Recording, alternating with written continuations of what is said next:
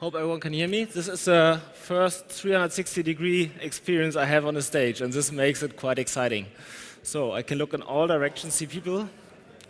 We only have 20 minutes. What people can learn from startups, I usually talk about it a lot. So this presentation is normally for about like 30 to 45 minutes, so I cut it down a bit. I try to be really fast. And yeah, if we want to get questions, also have to be even much more faster. So when I jump here on stage, I think the most important thing first, everyone, what you want to know is who am I? And I'm the founder of RCKT, so nearby. And we are a spin-off of Rocket Internet, a digital consultancy. And I work since almost 9 to 10 years in the startup scene. And now I work for major companies, big corporates, DAX companies, even the ministry. And of course, there's a lot of different perceptions how startups work. And I just came here in the first row and I heard someone talk about startup culture all the time. So I think the most interesting thing is, what is startup culture? What it is about? And what is the difference between building a startup somewhere clinical in a digital hub, an accelerator program, an innovation program, or if someone is really building a startup. And maybe startups are really difficult themselves, and I think that's really important. So to give you like a little glimpse or a little perspective of mine, I want to tell you about the first day I had when I started at Rocket Internet. Hello, Maria.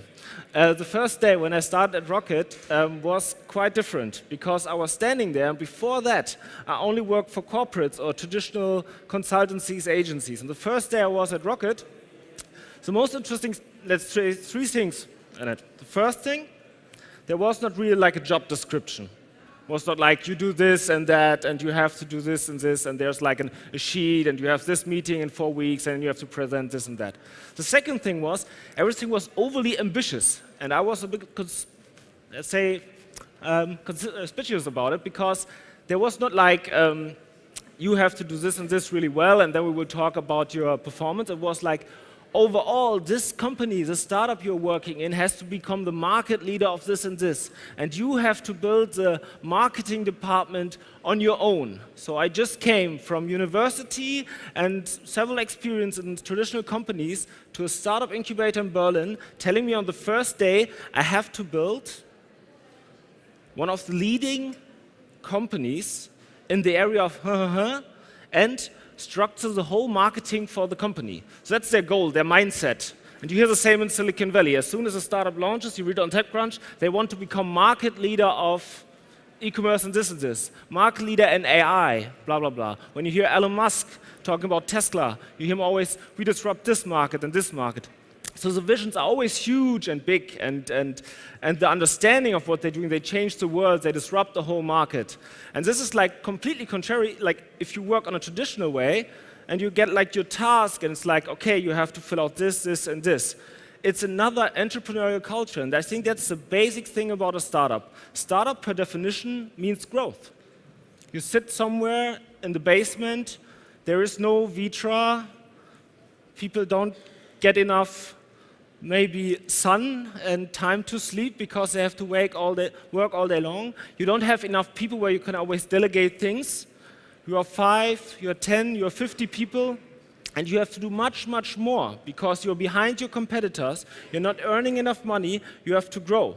So starting in a startup is about working in the dirt, and it's not on working on the top or like in Berlin when you see the fancy accelerator programs of the big corporates, rooftop, sun, and they enjoy everything. This is not what the startup is about. So my first day, what I experienced, and when we started our little startup, we were in the basement of Rocket with no windows. And for the first 3 months, the team had no windows. And this was really frustrating. And it's not really sustainable, so I wouldn't recommend this. And I don't know if it's legal.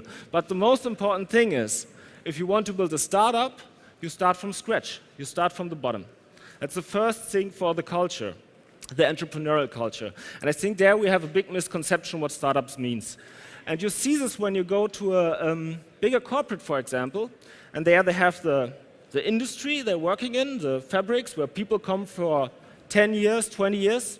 They come in every morning at 8, they leave at 4, and they get the money in since 20 years. And now a big corporate says, no, we have to do innovation, we have to be digital, and they do an innovation center right next to it.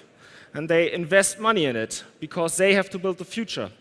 But these people here feel that they're just burning money. So don't invest too much in innovation center. Don't make it too big or too shiny to attract the young players and drink wine every evening. We had like discussions with board members about if they should get coffee for free or not, because they would hate it if they get coffee for free. And that's the truth. You have to build the cultural bridge between the traditional and the new. And for me, I'm all on the new side. I'm totally about startups, and I would always say invest a lot in startups. But for me, the key thing to do this is to do it humble. And give the people responsibility, because that's why I went this way. That's why I went to the startup side 8 years ago, because I wanted to responsibility. But don't give them all the money you have. If you're a corporate, don't give them all the money you have. Give them responsibility. That's decisive. So, as this presentation is not so long, and I already revealed my key learning, I just want to guide you to a few more things that I think are a big misconception in Germany about how startups can evolve here. In Germany, we are in a market where we forgot somehow the platform evolution. We forgot to build digital platforms. There's not many leading digital platforms in Germany, and the first wave of digitization was a lot around these platforms.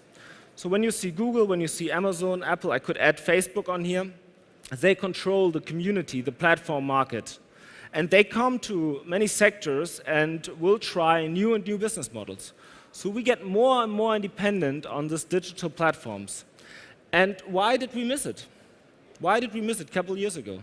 When you look at these companies, all of these companies took huge investments to get where they are. In the beginning, there was no business model behind Facebook. They were like, okay, later on we will do integrate advertisement, but first we build a community because people will insert things in the search engine. Same thing with Amazon. They were burning money. I think they're still burning money. I don't know, because of growth, because they want to spread throughout the world. When you see the company I worked for, Rocket Internet, Zalando took years to grow. And when I started at Rocket, people were telling me selling shoes online is not profitable, return rate too high, etc., etc. But of course, you need to grow first and build a platform to get the right scale and be a really big business. And I think that's the key thing we are suffering here in Germany. And that's also why so far we don't have so many digital champions in Germany. When you look at the unicorns, the startups who have a billion-dollar evaluation, in Germany we have only 5. Only 5 at the moment. There are different sources. Tom will tell you we have 8. Some will tell you we have 3. At the moment, TechRun says, one of the leading digital portals, I think a source we can rely on says we have 5. 4 of these 5 come from the Rocket Network because they got investment, mainly not from Germany, mainly from other countries around the world. And how did they get these investments? They were selling big visions. We were talking about it at the beginning, big visions. And they realized that it takes some time to grow a startup. It's even worse when you look at the VC money in Germany. When you look at venture capital in Germany, this is 2016. 2 billion in Germany, 72 billion in the US. I have many people I know many people who were founders here in Germany who had to stop their business and went to the US because it was difficult to get money here. And it's not about the first round. In Berlin nowadays, we have a culture, if you are able to put together a team, a good presentation, beta version of whatever you do, and you have somehow the right network, you get a seed investment. You get like a 6-digit amount of money to build a startup. And then these people are running around like they invented the internet and wow.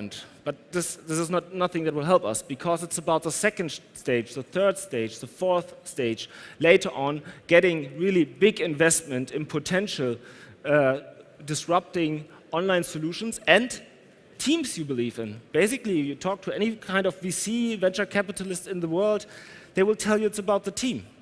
So one of the key things we have to change in Germany is we have to be brave with investments. We have to invest more.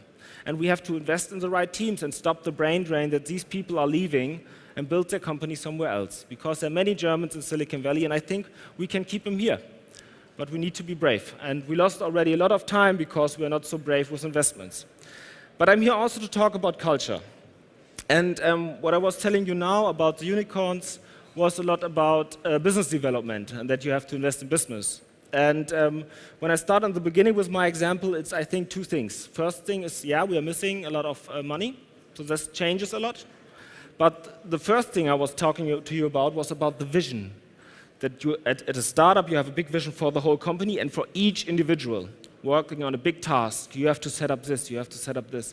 And so I think, besides business development and technology, digitization and times of change we have now, a lot about workflow and culture and human behavior. I think this is very, very important. Money helps a lot to build things, but I think if you don't have the right entrepreneurial culture and the human behavior to, in startups terms we say, do a pivot, change the business model, think in all directions. Bigger companies now talk about swarm intelligence or something like this, that everyone, steps in with their idea.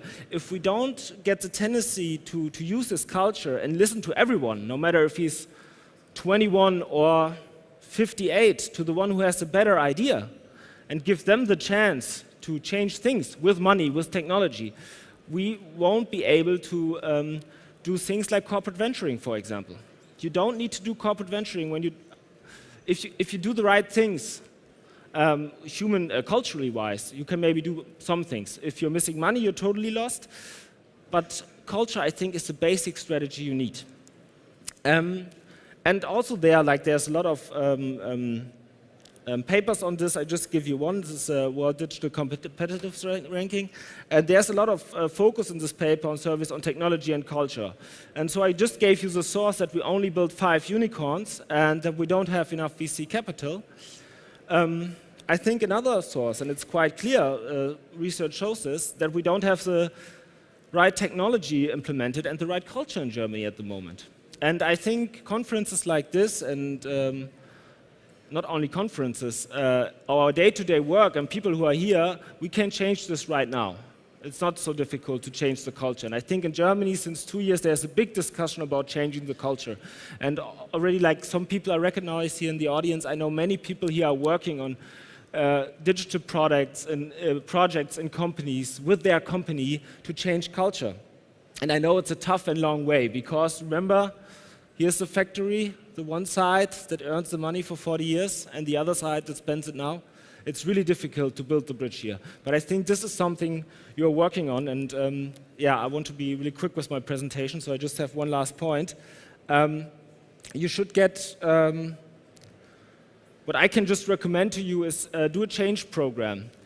I just got this out of a traditional change management process. Things you were doing in the 90s, change management. It's an old term, everyone knows it. Do it again.